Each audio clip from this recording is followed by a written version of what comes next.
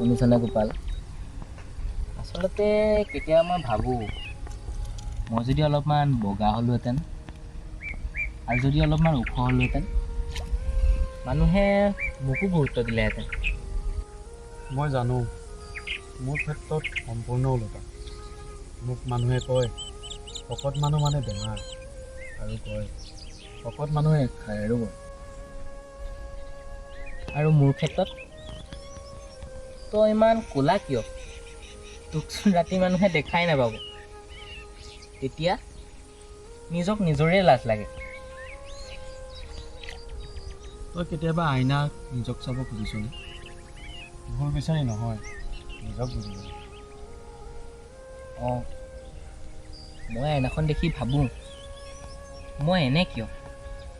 এইখন মুখ, এইটো গা, কিয় এনেকুৱা? আৰু মই আইনাখন চাওঁ মোৰ গা, আৰু তাৰ লগে লগে শুনো মানুহে কৈ যোৱা সেই শব্দবোৰ, ভুল, পেটুৱা, খাই পেট ফুটি যাব। কিন্তু অলপ সময়ত থমকি গ'লোঁ আৰু ভাবিলোঁ আইনাখনত কেৱল শৰীৰটোহে দেখা পায়, মনৰ ভিতৰত মানুহজনটো দেখা নাপায়।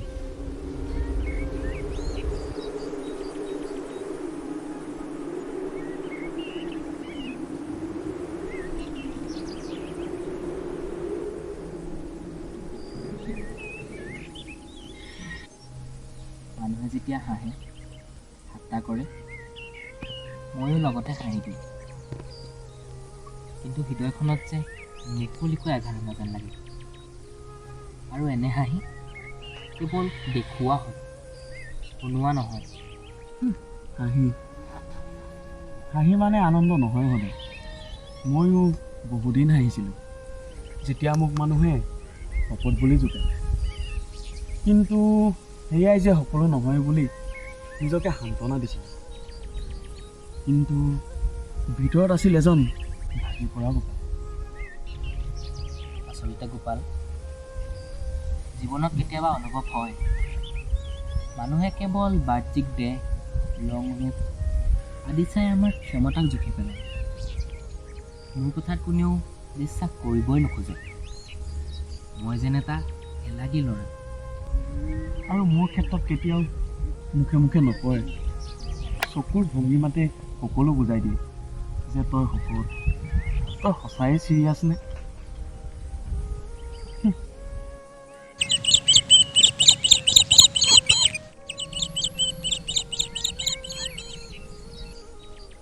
কেতিয়াবা ভাবোঁ মই আইনাখন চাই হাঁহিম। কি ঠিক, আইনাখনে মোৰ গাত লাগি থকা সমাজৰ দাগবোৰ দেখা নাপাবও পাৰে। আইনাখনে মোৰ মাজত লুকাই থকা সাহস দেখিব পাৰে, সৰু সৰু আশাবোৰ দেখিব পাৰে। সঁচা কৈছে, আইনাখনে কেৱল বাহিৰটোহে দেখা পায়। আমাৰ মনৰ ভিতৰৰ কথাবোৰতো কেৱল আমিহে জানো। কিন্তু নিজকে প্ৰশ্ন কৰিব লাগিব, মই মোৰ শৰীৰে পিন্ধি থকা সমাজৰ ধেমালি চোলাটো খুলি পেলাব লাগে নেকি? হয়, আজিৰে পৰা আৰু আইনাখনলৈ মই ভয় নকৰোঁ। আইনাখনক চাই মই ক'ম, মই যেনেকুৱা তেনেকেই যথেষ্ট। নিজকে নিজৰ চকুত ভাল দেখা মানে নিজকে নিজৰ শ্ৰেষ্ঠ বন্ধুৰ দৰে দেখা, য'ত দুখ দেখা নহয়, মাথো সাহসহে দেখা যায়। সঁচাকৈ আইনাখনকতো আমি সলনি কৰিব নোৱাৰোঁ, কিন্তু আইনাখন চাওঁতে আমাৰ মনোভাৱ নিশ্চয় সলনি কৰিব পাৰোঁ। আৰু নিজেই সেই মনোভাৱ, নিজেই সেই নতুন দৃষ্টিভংগী।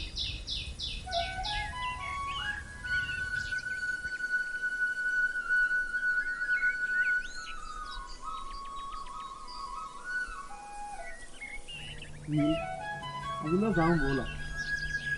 ব'ল, কিন্তু এটা কথা গম পালোঁ, আইনাখনক কেতিয়াও ভয় কৰিব নালাগে। ব'ল আজিলৈ যাওঁ।